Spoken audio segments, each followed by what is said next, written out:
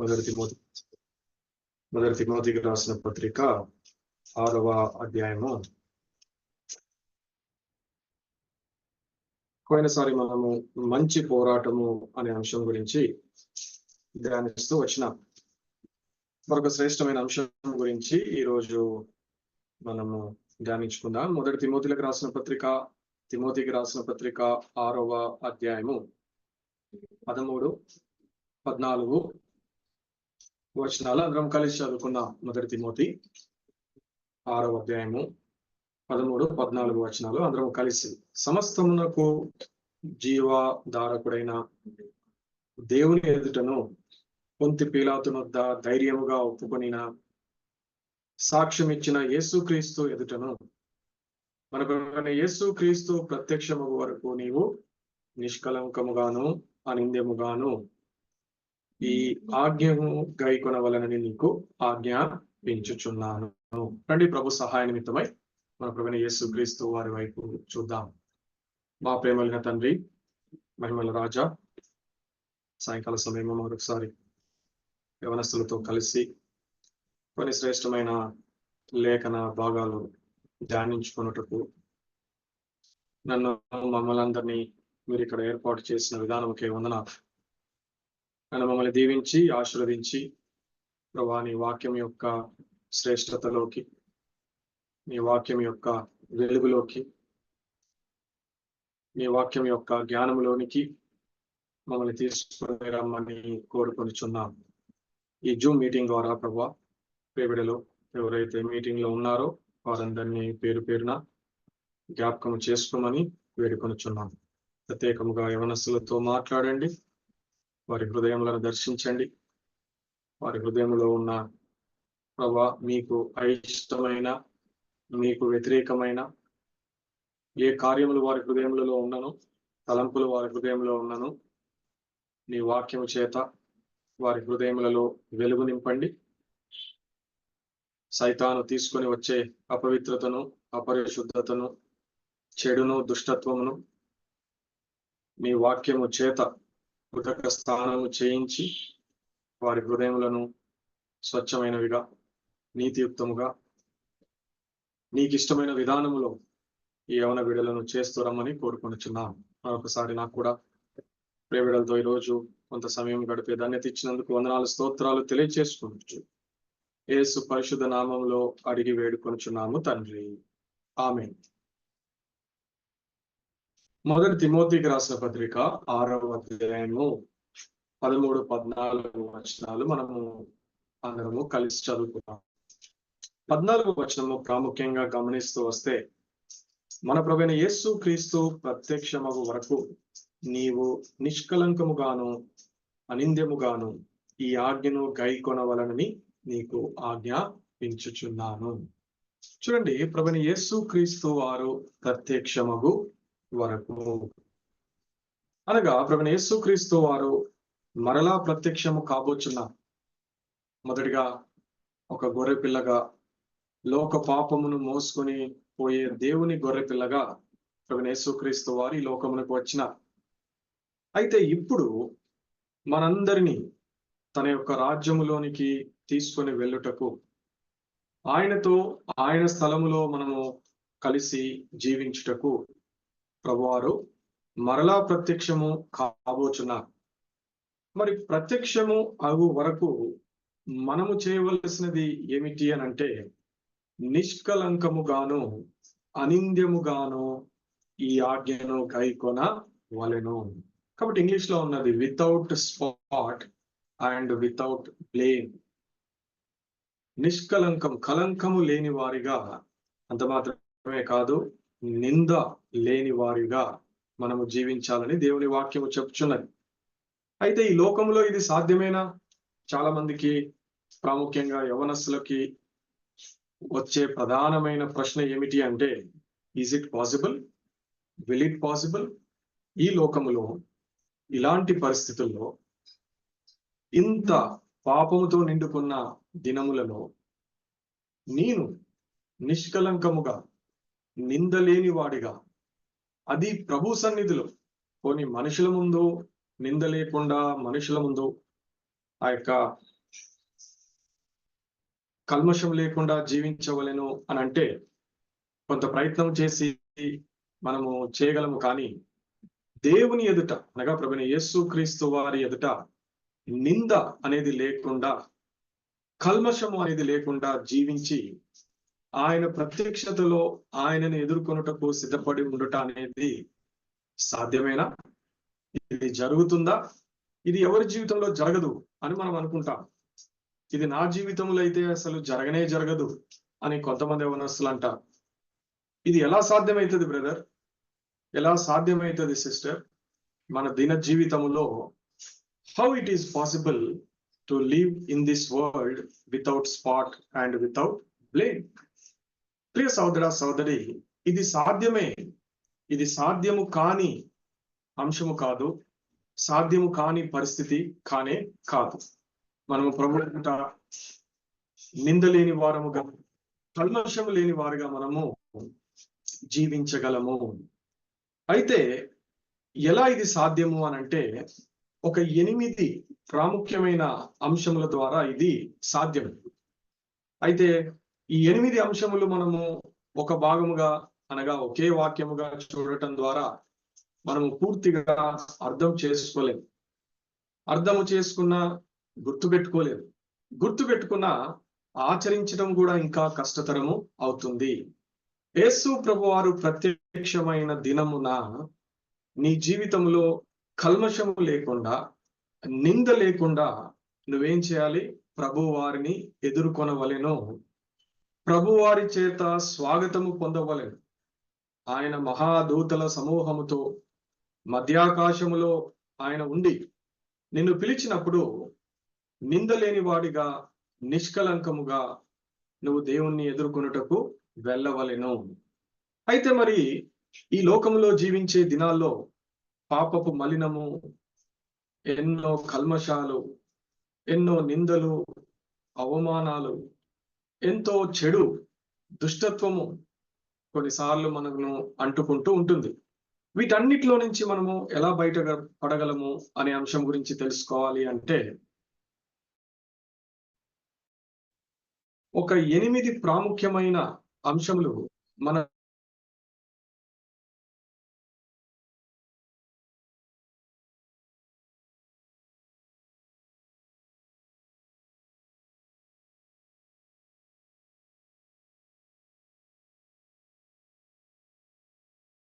మొట్టమొదటి నిందలేని వారిగా ప్రభువైన యేసుక్రీస్తు వారి ఎదుట ఒక యవనస్తురాలువైన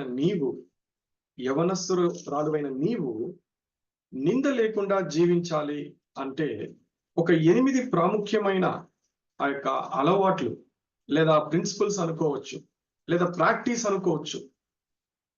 ఇవి మనము మన జీవితంలో కలిగి ఉండవలెను. ఉదాహరణకు ఒక ఒలింపిక్, ఒక రన్నింగ్ రేస్ లో పాల్గొనే ఒక వ్యక్తి చూడండి, తన జీవితంలో బహుశా ఒక 2 సంవత్సరాలకో 3 సంవత్సరాలకో ఆ ఒలింపిక్ రన్నింగ్ రేస్ లో పాల్గొనటానికి ముందుగా తను సెలెక్ట్ అయిన తర్వాత తన జీవితంలో కొన్ని మార్పులు చేసుకుంటాడు.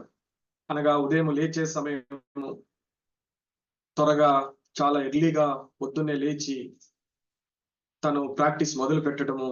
రెండవదిగా తను తినే ఆహారపు అలవాట్లు మార్చుకుంటాడు.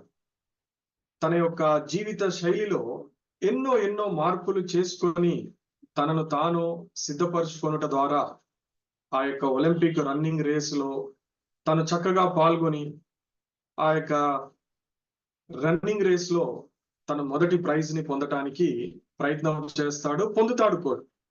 ఇవేవి చేయకుండా నేను డైరెక్ట్ గా రన్నింగ్ రేస్ కి వెళ్తాను, పాల్గొంటాను, ప్రైజ్ కొడతాను అనేది అది కేవలం ఒక ఊహాజనితమైన ఆలోచన, లేదా సరైన ప్రిపరేషన్ లేకుండా చేసే ప్రయత్నము. అదేం దారి తీస్తుంది? That leads to the failure. మీరు చూడండి, అలా ప్రయత్నం చేసే వ్యక్తి మొదలుపెట్టిన కొన్ని క్షణాల్లోనే పరిగెడుతూ ఏమైపోతాడు? ఆగిపోతాడు, పడిపోతాడు, కూలిపోతాడు. ఎవరైతే సరైన విధానంలో ప్రాక్టీస్ చేసి తమను తాము సిద్ధపాటు చేసుకొని ఎన్నో బలహీనతలను మార్చుకొని ఎవరైతే కష్టపడతారో వారు మాత్రమే ఆ రన్నింగ్ రేస్ లో పాల్గొంటారో, సరే ఫస్ట్ ప్రైజా, సెకండ్ ప్రైజా, థర్డ్ ప్రైజా, లేదా కనీసం ఆ రేస్ అన్న ఫినిష్ చేస్తారా అనేది అది వారి యొక్క ఆ రోజు వాళ్ళు చేసే ప్రయత్నాన్ని బట్టి ఉంటుంది. అసలు జీవిత శైలిలో మార్పే లేకుండా, మార్పుకు ప్రయత్నం చేయకుండా ఆ యొక్క రన్నింగ్ రేస్ లో పాల్గొనటం అనేది ఒక్కొక్కసారి ఆ వ్యక్తి యొక్క ప్రాణాలకు కూడా ప్రమాదమయ్యే పరిస్థితి ఉంటుంది. ఇవన్నీ మీకు బాగా తెలుసు. మరి ఇప్పుడు ఈ యొక్క విశ్వాసం అనే పరుగు పందెంలో ప్రభువైన యేసుక్రీస్తు వారిని కలుసుకోవటానికి మన జీవిత శైలిలో కొన్ని మార్పులు చేసుకోవాల్సిన అవసరం ఉన్నది.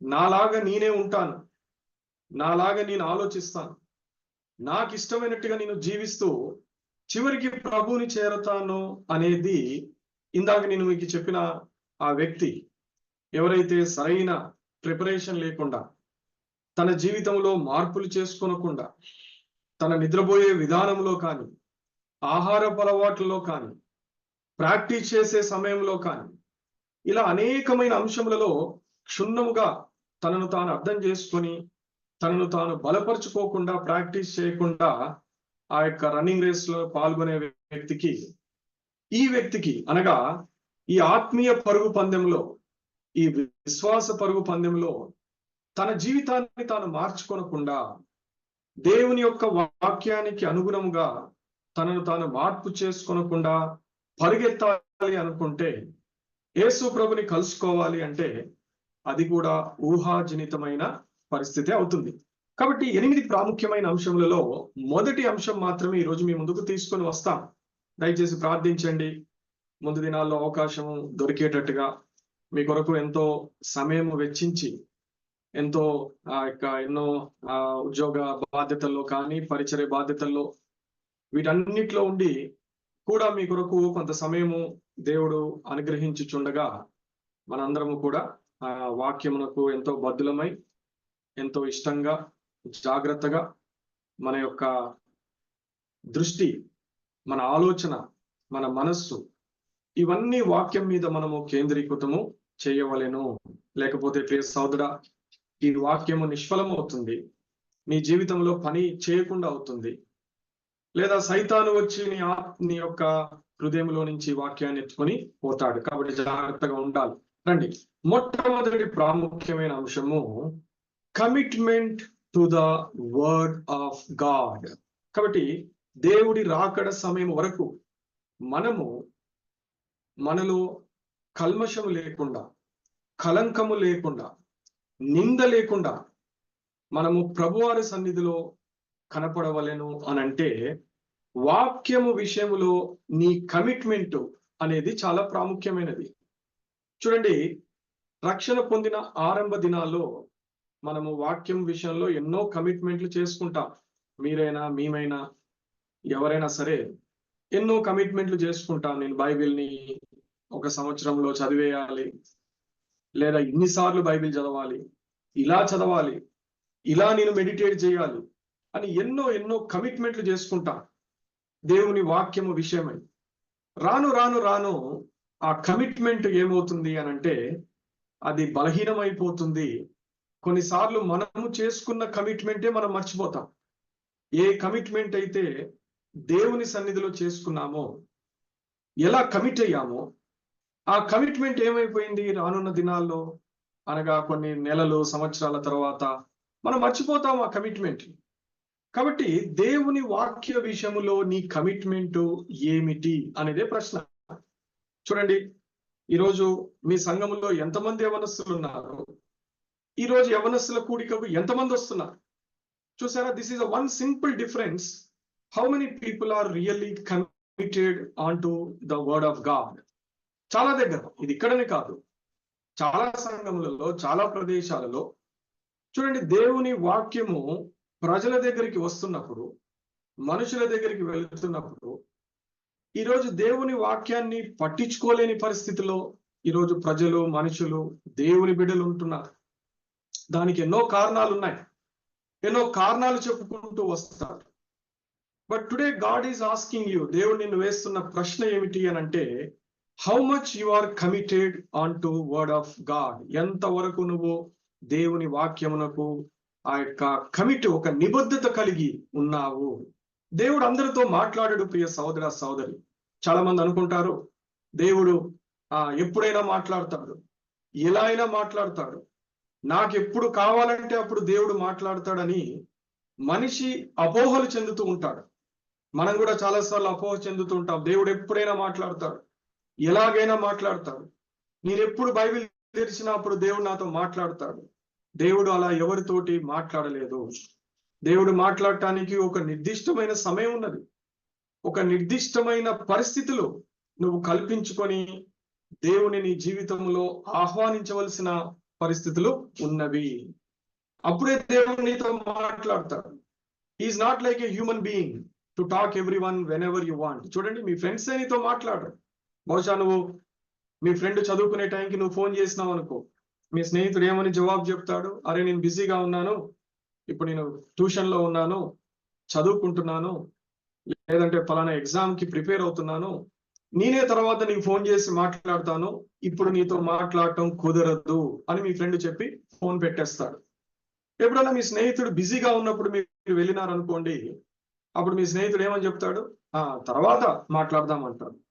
ఉదాహరణకు అర్ధరాత్రి పూట మీ ఫ్రెండ్ దగ్గరికి వెళ్ళి అరే నీతో మాట్లాడాలి అని అన్నప్పుడు మీ స్నేహితుడు ఏం చెప్తాడు? అరే మాట్లాడుకోవడానికి ఇదా సమయం, నాకు ఇది నిద్రపోయే సమయం, నువ్వు నాకు ఇష్టమైన వాడివే, నేను నిన్ను ప్రేమించున్నాను, అంత మాత్రాన ఎప్పుడంటే అప్పుడు నేను మాట్లాడటానికి సిద్ధముగా లేనని నీ స్నేహితుడు చెప్తాడు. ప్రేస్ అవుతున్నా. మరి దేవుణ్ణి కలుసుకోవాలి, దేవుని వాక్యము వినాలి, దేవుని యొక్క ఆ యొక్క వాక్యాన్ని ధ్యానించాలి అని అంటే మనము మొట్టమొదటిగా we have to commit ourselves in a right way. దేవునికి మనము ఒక సరైన ప్రణాళిక మన జీవితంలో చేసుకొని మనము దేవుని వాక్యాన్ని ధ్యానించాలి. రండి, కీర్తన గ్రంథము 119వ అధ్యాయము ఈ విధంగా చెప్పుచున్నది. 11వ వచనము మీ సొంత బైబిల్ను తెరిచి కీర్తన గ్రంథము 119వ అధ్యాయము 11వ వచనము మనందరము కలిసి మన సొంత బైబిల్ను తెరిచి చదువుకుందాం. 119వ కీర్తన 119వ కీర్తన 11వ వచనము చదువుతారా ఎవరైనా? త్వరగా తీసిన వారు.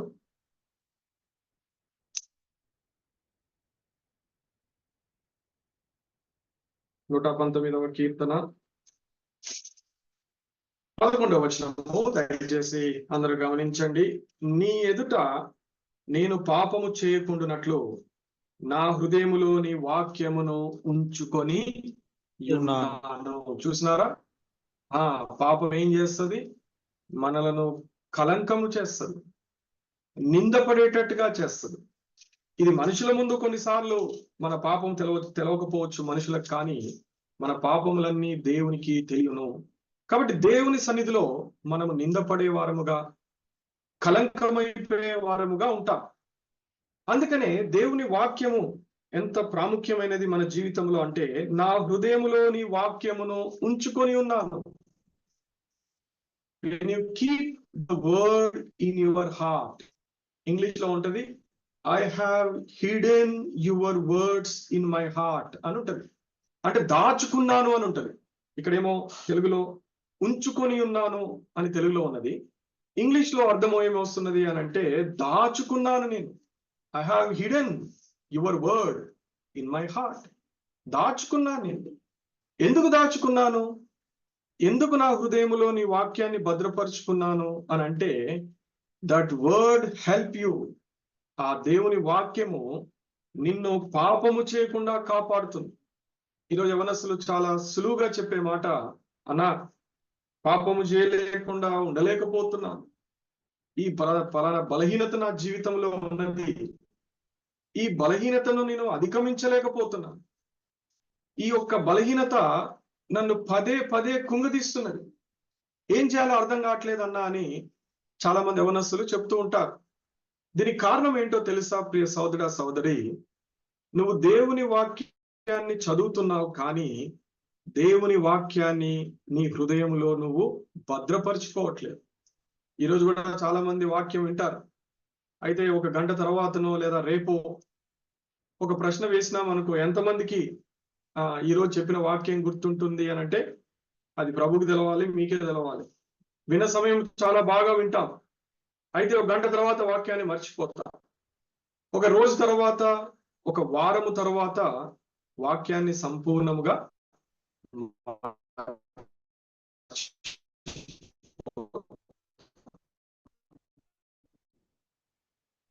అందుకే దేవుడు ఏం చేస్తున్నాడు? తన ప్రజలను, వాళ్ళ ద్వారా దేవుడు మీతో పదే పదే తన వాక్యాన్ని కూడా మనం వినకపోతేమో, అందుకే వినుట ద్వారా విశ్వాసము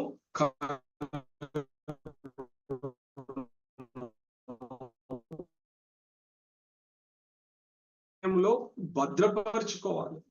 అప్పుడే నువ్వు పాపాన్ని జయించగలుగుతావు. అప్పుడే నీ జీవితంలో కల్మషము లేకుండా నువ్వు జీవిస్తావు. కాబట్టి ఇది చాలా ప్రాముఖ్యమైన అంశము. ప్రియ సోదర సోదరి, దేవుని వాక్యము నీ హృదయంలో భద్రపరుచుకుంటున్నావా? అదే ప్రాముఖ్యమైన మాట. ఇదే మాట తిమోతికి రాసిన 2వ పత్రికలో అపోస్తలుడైన పౌలు, 2 తిమోతి చాప్టర్ 3 3వ అధ్యాయము 16-17వ వచనంలో కూడా అపోస్తలుడైన పౌలు తిమోతికి రాసిన ఆ యొక్క 2వ పత్రికలో ఇదే మాటను పౌలు గారు మాట్లాడుతూ వచ్చినారు. చదువుకుందామా? 2వ తిమోతి 3వ అధ్యాయము 16వ దైవజనుడు సన్నద్ధుడై ప్రతి సత్కార్యమును దయావేశము కలిగిన ప్రతి లేఖనము ఉపదేశించుటకును, ఖండించుటకును, తప్పుదిద్దుటకును, నీతియందు శిక్ష చేయుటకును ప్రయోజనకరమై ఉన్నది. చూసినారా వాక్యం ఎలా కలిగింది? దైవ ఆవేశము వలన. కాబట్టి దేవుని వాక్యము, దేవుడు దైవ ఆవేశము వల్ల కలిగిన ప్రతి లేఖనము, బైబిల్లో రాయబడిన ప్రతి లేఖనము దేవుని యొక్క జ్ఞానము చేత, దేవుని యొక్క చిత్తము చేత, దేవుని యొక్క ఆవేశము చేత కలిగిన ప్రతి వాక్యం. ఈ వాక్యం మనకు ఉపదేశిస్తుంది. ఈ వాక్యము మనలను ఖండిస్తుంది, సరిచేస్తుంది. మనము తప్పు చేసినప్పుడు ఈ వాక్యం ఏం చేస్తుంది? మన తప్పులను సరిదిద్దుతుంది. చూడండి, నీతి అందు శిక్ష చేయుటకు ప్రయోజనకరమై ఉన్నది. ఒకసారి వాక్యం మనని శిక్షిస్తుంది.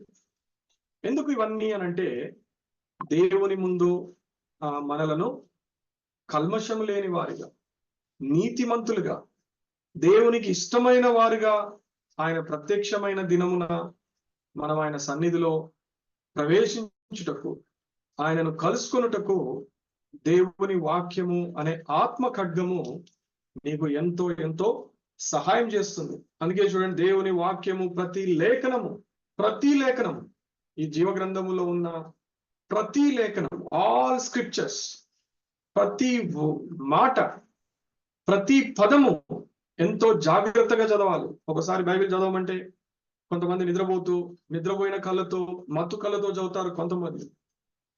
కొంతమంది చదువుతూ ఏదో ఆలోచన చేస్తారు. కొంతమంది తల్లిదండ్రుల కొరకు చదువుతారు. వాళ్ళ అమ్మ నాన్న చెప్తారు, నువ్వు పొద్దునే లేచి బైబిల్ చదవాలి అనగానే తల్లిదండ్రుల కొరకు బైబిల్ ఓపెన్ చేసి అలా అలా అలా ఏదో 1-2 ఆ యొక్క చాప్టర్ చదివేసి, yes today I completed the reading the word of God. Place అవుతాడా? దానివల్ల ఏ ఉపయోగం ఉండదు.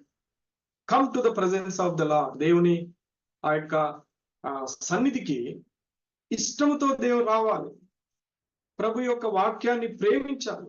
మీరు చూడండి, దావీదు దేవుని వాక్యాన్ని ఎంతో ప్రేమించినాడు కాబట్టి దావీదును దేవుడు గొప్పగా ఆశీర్వదించినాడు.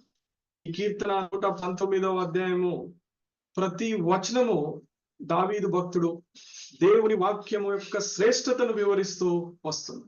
ప్రభా నీ వాక్యము దేవదారు వృక్షములను విరుచును, ప్రభా నీ వాక్యము లేళ్లను ఈళ్ళ చేయును, ప్రభా నీ వాక్యము సమస్తము చేయును. ఈ సృష్టిలో ఎంత గొప్ప వాక్యమును మాకు ఇచ్చితివి, ఎంత శ్రేష్టమైన వాక్యమును మాకు అనుగ్రహించితివి. నీ వాక్యము నా పాదములకు దీపమై ఉన్నది. ఇలాంటి శ్రేష్టమైన మాటలు నీ వాక్యము చేత దేవా నా పాపాన్ని కడుగు, నా జీవితాన్ని పరిశుద్ధపరచు, నన్ను మలినమైపోయిన నా జీవితాన్ని తెల్లగా చేయి ప్రభువా. ఇలాంటి ఎన్నో ఎన్నో శ్రేష్టమైన మాటలు అంతగా దేవుని వాక్యాన్ని ప్రేమించినాడు, అంతగా ధ్యానించినాడు,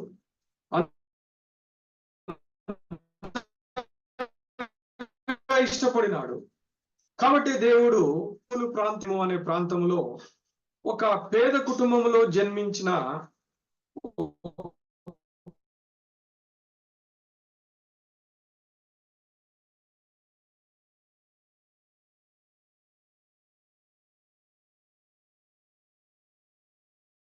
ఎక్కడి నుంచి ఎక్కడికి దావీదు ప్రయాణం. ఇది ఎందుకు, ఎలా ఎలా సాధ్యం? దేవుని వాక్యాన్ని ప్రేమించిన దావీదు. మరి నువ్వు కూడా అలాగనే ప్రేమిస్తావు, నువ్వు కూడా అలాగనే దేవుడి వాక్యాన్ని ఇష్టపడతావు, దేవుని వాక్యానికి అత్యంత విలువ చెల్లించదవా ప్రియ సహోదర సహోదరి? చూస్తావా, యెహోషువ అన్న ఒక చక్కటి మాట, యెహోషువ గ్రంథము 1వ అధ్యాయము 8వ వచనము, జాషువా చాప్టర్ 1:8. కలిసి చదువుకుందామా? జాషువా చాప్టర్ 1:8. అందరము కలిసి 1వ అధ్యాయము యెహోషువ గ్రంథము 8వ వచనము. ఈ ధర్మశాస్త్ర గ్రంథమును నీవు బోధింపక తప్పిపోకూడదు, దానిలో రాయబడిన వాటన్నిటి ప్రకారము చేయుటకు నీవు జాగ్రత్త పడినట్లు దివారాత్రము దానిని ధ్యానించిన ఎడల నీ మార్గమును వర్ధిల్ల చేసుకొని చక్కగా ప్రవర్తించదవు. యవనస్తుల్లో ప్రవర్తన చాలా ప్రాముఖ్యమైనది కదా. ఒకసారి మనమే అనిపిస్తుంది, ఎందుకు నేను ఇలా ప్రవర్తించాను, ఎందుకు నేను ఇలా మాట్లాడాను, ఎందుకు ఈ తప్పు చేశాను అని చాలా సార్లు మనకు మనమే నిందించుకుంటాం. మన ప్రవర్తన ఒక్కోసారి మనకే అర్థం కాదు, ఆ తర్వాత మనకు బాధ కలుగుతుంది. ఎందుకు సరైన ప్రవర్తించలేకపోతున్నాము అని అంటే, దివారాత్రము దేవుని వాక్యాన్ని చూడండి, దివారాత్రము దానిని ధ్యానించినాడు.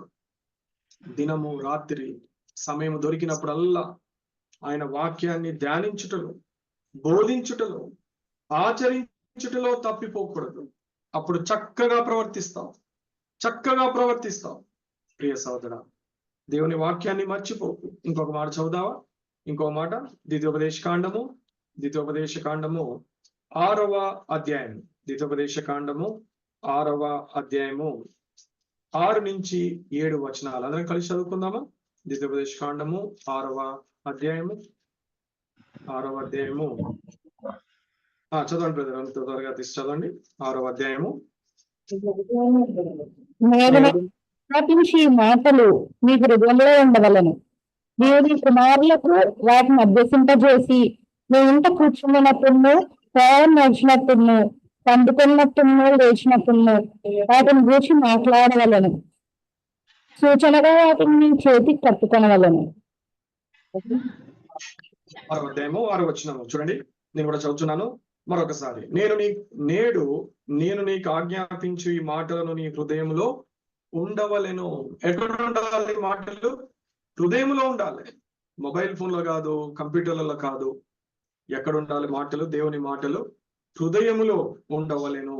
అండి, నీవు నీ కుమారులకు వాటిని అభ్యసింపచేసి నీ ఇంట కూర్చున్నప్పుడును, త్రోవన నడిచినప్పుడును, పండుకొనున్నప్పుడును, లేచినప్పుడును వాటి గూర్చి మాట్లాడవలెను, సూచనగా వాటిని నీ చేతికి కట్టుకొనవలెను. అవి నీ కన్నుల నడుమ వాసికము వలె ఉండవలెను. నీ ఇంటి ద్వార బంధకముల మీద, నీ గౌల మీద వాటిని వ్రాయవలెను. చూసివా ఎంత చక్కటి మాట. దేవుడు ఎంత స్పష్టంగా చెప్పు. నువ్వు కూర్చున్నప్పుడు, లేచినప్పుడు, పండుకున్నప్పుడు, నడుచున్నప్పుడు, త్రోవలో వెళ్ళుచున్నప్పుడు వాటిని గూర్చి మాట్లాడవలెను. వేటిని గూర్చి? దేవుని వాక్యాన్ని గూర్చి. అప్పుడు ప్రియ సోదరా, దేవుని వాక్యము నిన్ను కాపాడుతుంది, దేవుని వాక్యము నిన్ను రక్షిస్తుంది, దేవుని వాక్యము నీకు జ్ఞానమిస్తుంది, దేవుని వాక్యము నీకు సహాయపడుతుంది. నువ్వేం చేయాలో, నువ్వు ఎలా వెళ్ళాలో, నీ ముందు ఉండే ప్రతి సమస్యను దేవుని వాక్యము ఛేదిస్తుంది, తీసివేస్తుంది, ఇత్తడి తలుపులను తెరుస్తుంది. నీకు ముందుగా అడ్డుగా నిలిచే ప్రతి పరిస్థితిని దేవుని వాక్యము ఏం చేస్తుంది? తీసివేస్తుంది. నీకు నెమ్మది ఇచ్చి నడిపిస్తుంది. ఇంత గొప్ప వాక్యం. ఈ వాక్యము అనేది హృదయంలో భద్రపరుచుకొని కూర్చున్నప్పుడు, లేచినప్పుడు, పండుకున్నప్పుడు, త్రోవలో నడిచినప్పుడు, అన్ని సమయములలో ఈ వాక్యం గురించి మాట్లాడు. ఈ వాక్యాన్ని జ్ఞాపకం చేసుకో. వాక్యాన్ని గురించి ఆలోచన చేయి. వేరే వాటి గురించి ఆలోచన చేయకు. స్నేహితుల గురించి, కుటుంబం గురించి, మనుషుల గురించి, పరిస్థితుల గురించి ఆలోచన చేయకు. నువ్వేమీ చేయలేవు వాటి గురించి. ఎవడు ఆలోచించడం వలన ఏం చేయగా తన మోరుడు ఎక్కువ చేసుకోలేడు. ఏమీ చేయను. అయితే దేవుని వాక్యం గురించి ఆలోచన చేయి. ఆ ఫలానా దగ్గర ఎందుకు ఉన్నది? ప్రభువా, ఈ వాక్యం వెనకాల ఉన్న సత్యం ఏమిటి? ఈ వాక్యము వెనకాల, ఈ వచనము వెనకాల, ఈ అధ్యాయం వెనకాల ఉన్న నీ అర్థం ఏమిటి? నీ ఉద్దేశాలేంటి? నీ మనసేంటి? ఇది యవనస్తుడా, ఇది అడిగి తెలుసుకొని ప్రభు జ్ఞానాన్ని ఆస్వాదించి పొందుకొని నీ జీవితంలో నువ్వు బలవంతుడిగా ఉండాలని, ఆయన రాకడలో నువ్వు బుద్ధి కలిగిన వాడుగా నువ్వు ఆయనను కలుసుకోవాలని దేవుడు నిన్ను కోరుచున్నాడు. కాబట్టి మొట్టమొదటి ప్రాముఖ్యమైన అంశము చూసితిమి. What is your commitment on to the word of God? నీ యొక్క కమిట్మెంట్ దేవుని విషయమై, దేవుని వాక్య విషయమై ఏమై ఉన్నది? కాబట్టి అనునిత్యము బైబిల్ను, దేవుని వాక్యాన్ని ధ్యానించును. నువ్వు కూర్చున్నప్పుడు, లేచినప్పుడు, పండుకున్నప్పుడు, నడిచేటప్పుడు, నీ జీవిత కాలం అంతా దేవుని వాక్యాన్ని ప్రేమించు, ఇష్టపడు, మాట్లాడు, బోధించు, స్వాగతించు. ఇంకా ఇంకా ఇంకా తెలుసుకోవడానికి ప్రయత్నం చేయి. ఇది యేసుప్రభువు వారు చెప్పినాడు, జీవజలము అని చెప్పినాడు. ఇది ఏ జలము? జీవజలము. తాగే కొద్దీ ఇంకా ఇంకా జీవాన్నిస్తుంది. ఎంత తాగితే అంత జీవం. మరలా దప్పికొనము, ఇంకా ఇంకా జీవాన్ని పొందుకుంటూ మనము బలవంతులు కావాలనేది ప్రభువారు కోరుచున్నారు. అందుకే కీర్తనకారుడు దావీదు భక్తుడు ఈ కీర్తనలు మొదలు పెట్టేటప్పుడు మొదటి అధ్యాయంలోనే, మొదటి వచనంలోనే చెప్పుకుంటూ వస్తారు. చూసారా? Blessed is the one. చూస్తారా ఆ మాట చూసుకొని ముగించుకుందాం. కీర్తనల గ్రంథము మొదటి అధ్యాయం. దావీదు భక్తుడు ఈ కీర్తనలన్నిటికంటే ముందుగా the first Psalm of David. ఈ గ్రంథంలో 150 కీర్తనలు ఉన్నాయి. అన్ని కీర్తనల్లో మొదటి కీర్తన మొదలు పెట్టేటప్పుడే దావీదు భక్తుడు చెప్పుకుంటూ, యెహోవా ధర్మశాస్త్రమునందు ఆనందించుచు దివారాత్రము దానిని ధ్యానించువాడు ధన్యుడు. అతడు నీటి కాలువల యోరన నాటబడిన వాడై ఆకు వాడక తన కాలమందు ఫలమిచ్చు చెట్టు వలె ఉండును. అతడు చేయనదంతయు సఫలము అగును. మరి మీరు చేయనది అన్ని సఫలం అవుతున్నాయి? మీ ప్రయత్నం అన్ని సక్సెస్ అవుతున్నాయా? If anything you do, are you getting success? Are you getting victory? చూడండి, మరి ఎందుకు జరగట్లేదు? వై దేవుని పిల్లల జీవితాల్లో ఫెయిల్ అనే పదం ఎందుకు వస్తుంది? అన్సక్సెస్, డిఫీట్ అనేది ఎందుకు వస్తుంది? The reason behind is we are not meditating word of God in day and night. దేవుని వాక్యాన్ని మనము ప్రేమిస్తూ ఆనందిస్తూ ధ్యానించట్లేదు. కొన్నిసార్లు అయిష్టంగా, బద్ధకంగా, తప్పనిసరి పరిస్థితుల్లో దేవుని వాక్యం దగ్గరికి వస్తున్నాము. కానీ నిజమైన ప్రేమతో, నిజమైన హృదయముతో, అందుకే ప్రభువారు అంటున్నారు, నీ పూర్ణ హృదయముతో, నీ పూర్ణ శక్తితో, పూర్ణ బలముతో నా యుద్ధకు రా అని ప్రభువారు చెప్పిన మాటను మర్చిపోతున్నాము ప్రియ సహోదరాసం.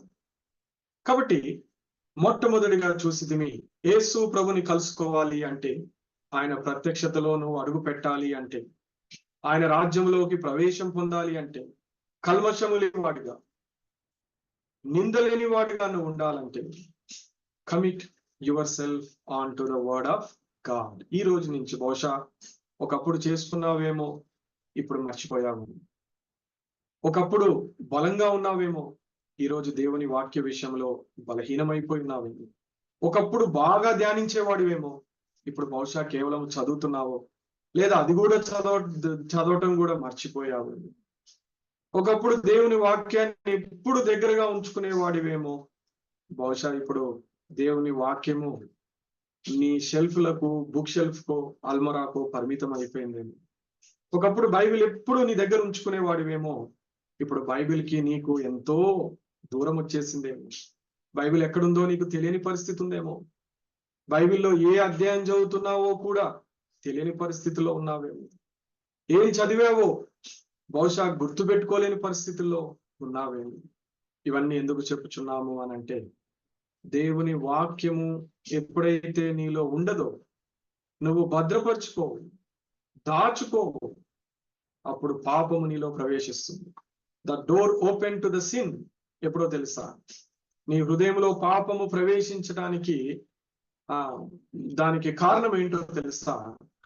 దేవుని వాక్యము నీ హృదయంలో లేకపోబట్టి. If you keep the word in your heart, నీ హృదయం అంతా దేవుని వాక్యముతో నింపుకుంటే పాపము ప్రవేశించడానికి అవకాశం దొరకదు, సైతాను ప్రవేశించడానికి అవకాశం దొరకదు. ఎందుకంటే సైతానికి స్పేస్ ఉండదు. నీ హృదయం అంతా వాక్యము నిండుకున్న తర్వాత ఇంకా స్పేస్ ఎక్కడ ఉంటుంది? ఎలా? How you can? కాబట్టి వాక్యం ఉన్న హృదయములోకి సైతాను ప్రవేశించలేదు, లోకము ప్రవేశించలేదు, లోక ఆశలు ఆ హృదయాన్ని ఏలలేవు. So remember this word. మళ్ళీ దేవుని వాక్యం అనే ఒక కమిట్మెంట్ లోకి రమ్మని కోరుచున్నాను.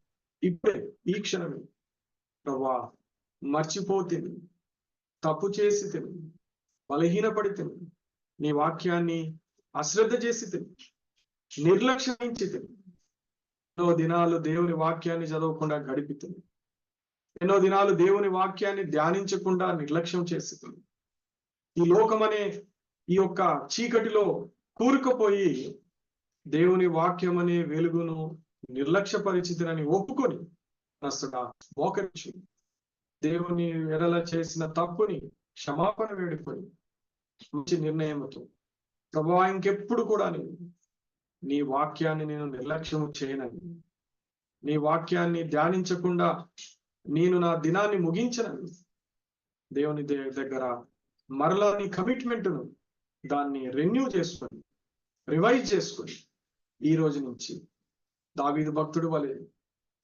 దివారాత్రము యెహోవా ధర్మశాస్త్రమును ధ్యానించచ్చు, అతడు చేయునదంతయు సఫలము అగును. కాబట్టి దేవుడు విజయం ఇచ్చే దేవుడు, సఫలము అనుగ్రహించే దేవుడు. నువ్వు చేసే ప్రతి పనిలో దేవుడు నీకు విజయం ఇస్తాడు. నీ చదువుల్లో విజయము, నీ ఉద్యోగములో విజయము, నీ ముందున్న ప్రతి పరిస్థితిలో విజయము. వాక్యము నీ హృదయములో భద్రపరచుకో, నింపుకో. వాక్యము లేచినప్పుడు, పండుకున్నప్పుడు, నడిచినప్పుడు, మాట్లాడుకునేటప్పుడు ఎల్ల వేళలా వాక్యము వాక్యము వాక్యము. అప్పుడు నువ్వు చేయదంతయు సఫలమగును. దేవుడి మాటలను దీవించును గాక.